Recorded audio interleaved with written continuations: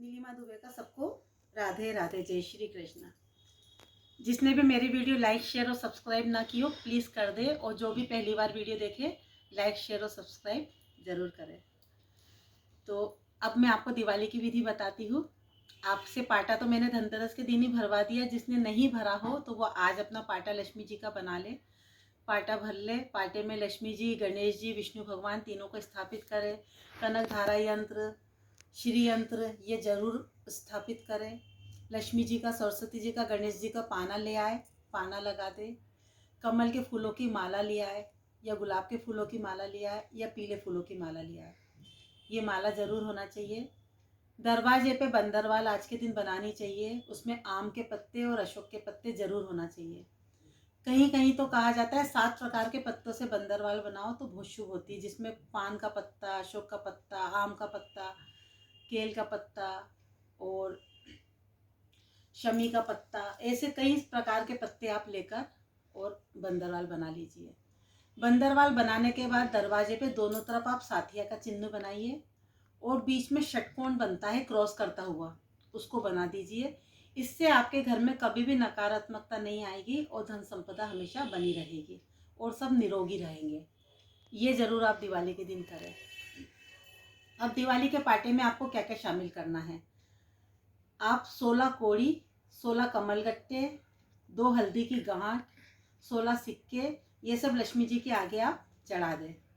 आपकी दोनों जोतें तैयार है। धनतेरस की विधि में मैंने पूरा पाटा भरना बताया है, तो आप उसमें देख लीजिए।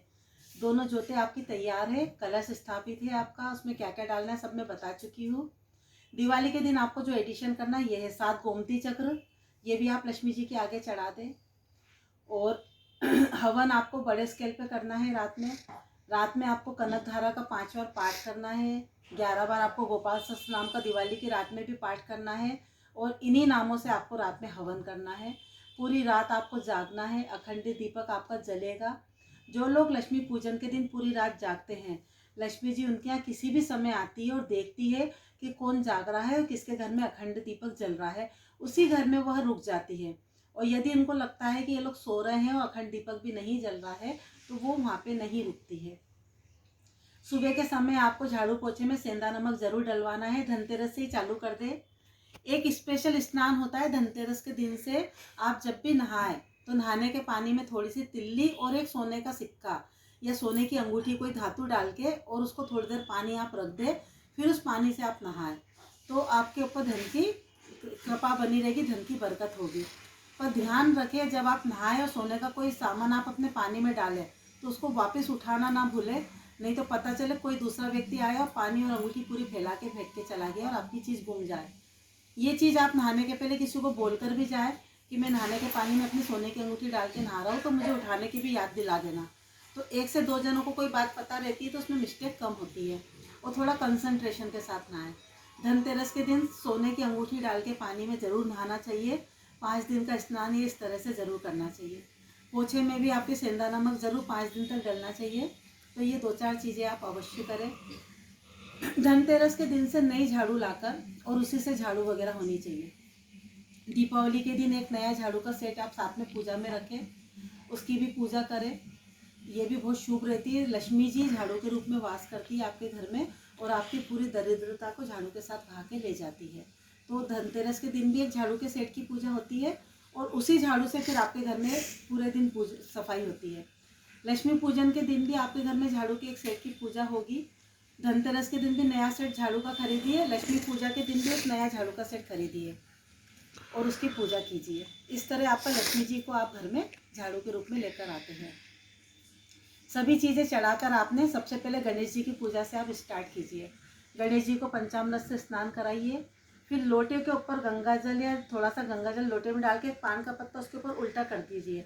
गणेश जी का कोई बढ़िया सा मंत्र लेके उसको ऐसे दबाकर, लोटे के ऊपर पान का पत्ता दबाकर उससे धार देके आप गणेश जी की पूजा कीजिए। इससे गणेश जी बहुत प्रसन्न होते हैं। 5 लगे हुए पान पूरे साबुत, उसमें लौंग इलायची सब होना चाहिए। भगवान को भोग में लगाना चाहिए दीपावली की रात को। काजल बनाना चाहिए, एक विधि ये है। लक्ष्मी जी की भी आप अभिषेक कीजिए, लक्ष्मी जी की पूजा कीजिए। विष्णु भगवान का भी अभिषेक करके पूरी पूजा कीजिए पंचामृत से। इस तरह आप सभी देवी देवताओं का, पहले गणेश जी की स्टार्टिंग करके और फिर लड्डू गोपाल, लक्ष्मी जी, श्री यंत्र, कनकधारा यंत्र सबकी आप स्थापना पूजा पंचामृत से करके स्थापित कीजिए।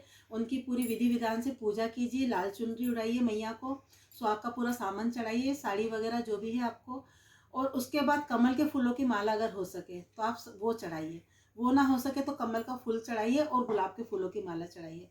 विष्णु भगवान को पीले फूलों की माला और गणेश जी को भी पीले फूलों की माला।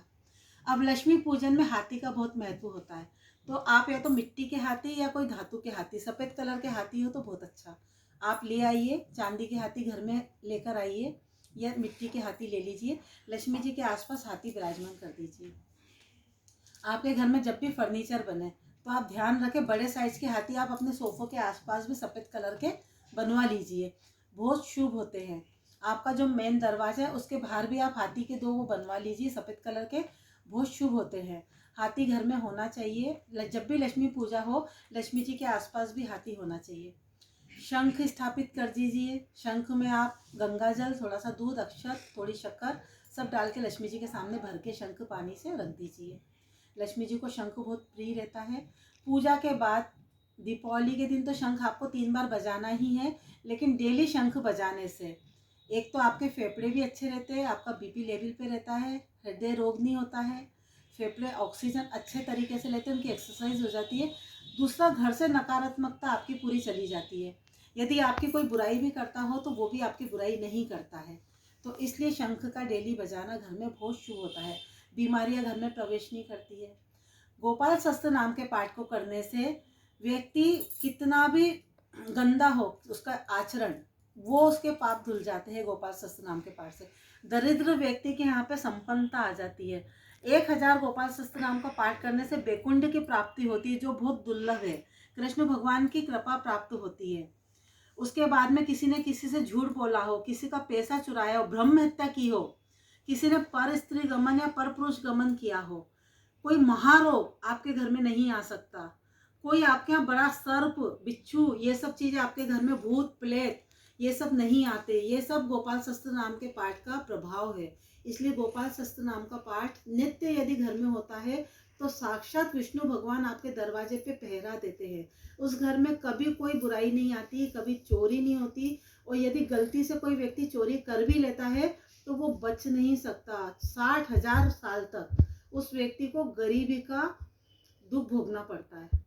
और एक बात और होती है कि किसी ब्राह्मण के व्यापार को यदि कोई छीनता है या किसी ब्राह्मण से कोई पैसे उधार लेके उसको नहीं लौटाता है तो 60,000 साल तक वो व्यक्ति गरीबी भोगता है। इसलिए यदि आप में से जो भी ये वीडियो देख रहे हो तो इस बात को हमेशा ध्यान रखें कि अगर कोई ब्राह्मण का व्यापार हो या आपने ब्राह्मण से पैसा उधार लिया हो तो कृपया करके ब्याज समेत उसका जरूर लौटा दें। और जाति का आपको दोष नहीं लगेगा, लेकिन ब्राह्मण का दोष आपका ऐसा रहेगा कि अगले 60,000 जन्मों तक आपको जन्मों से तो मुक्ति मिलेगी नहीं। वैकुंठ तो, स्वर्ग तो बहुत दूर की बात है, आप गरीबी से भी मुक्ति नहीं पा पाओगे। आपके जीवन में दरिद्रता और गरीबी इस कदर घर कर जाएगी। ब्राह्मण के साथ दुर्व्यवहार करना बहुत बड़ा अधर्म होता है, बहुत बड़ा अन्याय होता है। भगवान इस चीज को कभी माफ नहीं करते। आज के समाज में ब्राह्मण को कोई इतना महत्व नहीं देता है, लेकिन उनकी जाति का महत्व देना चाहिए। ब्राह्मण से मुख से बोली गई वाणी भगवान का मुख कहलाती है, इसलिए इन पे विचार करना चाहिए। तो दीपावली की पूजा में आपको रात्रि जगना है, लाल वस्त्र पहन के आपको पूजा करने बैठना है, 16 श्रृंगार करके आपको पूजा करने बैठना है, माता जी को 16 श्रृंगार चढ़ाना है। आप 9 ग्रह बना लीजिए चावल से, उस पर सुपारी, लौंग, इलायची, पैसे सब रख दीजिए। 16 गेहूं से आप 16 देवी बना लीजिए, उस पर पूरे पे पूरा सुहाग का सामान एक एक करके आप थोड़ा छिड़क दीजिए। लौंग, इलायची, गोल सुपारी उस पर भी आप रख दीजिए। लाल कपड़े पे आप गेहूं से 16 श्रृंगार बनाइए और सफ़ेद कपड़े से आप पटे पे स्थापना करके 9 ग्रह बनाइए। इस तरह आप अपनी पूरी पूजा संपन्न कीजिए दिवाली की। आप देखिए एक साल में आपके घर में हर साल की अपेक्षा इस साल कितना फर्क पड़ता है। आपके व्यवसाय में बहुत फर्क पड़ेगा। व्यवसाय वृद्धि के लिए शंख की माला आती है, आप उससे मंत्र जाप कीजिए। बीमारी के लिए और बुद्धि के लिए स्फटिक की माला से जाप कीजिए। और लक्ष्मी प्राप्ति के लिए कमल कट्टे की माला से लक्ष्मी जी का जाप कीजिए। तो इस तरह से आप ध्यान रखिए। सरस्वती जी का जाप स्फटिक की माला से करने से बच्चों में बुद्धि आती है। तो दिवाली की रात में 1 बजे के बाद में आपको लक्ष्मी जी का मंत्र लेके इन मालाओं से जाप जरूर, 3 माला का जाप जरूर करना चाहिए। अब इसके बाद आप थाली स्थापित कीजिए। थाली में जो मंत्र लिखना है वो मैं आपको इस पे बता दूंगी वीडियो पे लिखकर। तो थाली को आप अच्छे से साफ करके नई थाली बाजार से खरीद के लाइए। और अक्ष चंदन आता है, बाजार में रेडीमेड मिलता है, उससे आप चंदन से पूरा, या अपने घर में चंदन और केसर मिलाकर घिस लीजिए। अनार की कलम हो तो उससे, या फिर उंगली से, या किसी तरह से आप थाली पे पूरी गोलाई में मंत्र लिख लीजिए। उस थाली को आप खड़ी, जब आप दिवाली की पूजा कर रहे हैं तो भगवान के साथ खड़ी रख दीजिए। जब आपकी पूरी पूजा हो जाए तो उस थाली में दीपक रख के फिर उसी से आप आरती कीजिए। 16 दीपक आप बगल में जला लीजिए। वो भी दीपावली की पूजा के समय 16 कोरे दीपक जलते हैं। धनतेरस के दिन भी 16 कोरे दीपक थाली में परात में जलाए जाते हैं।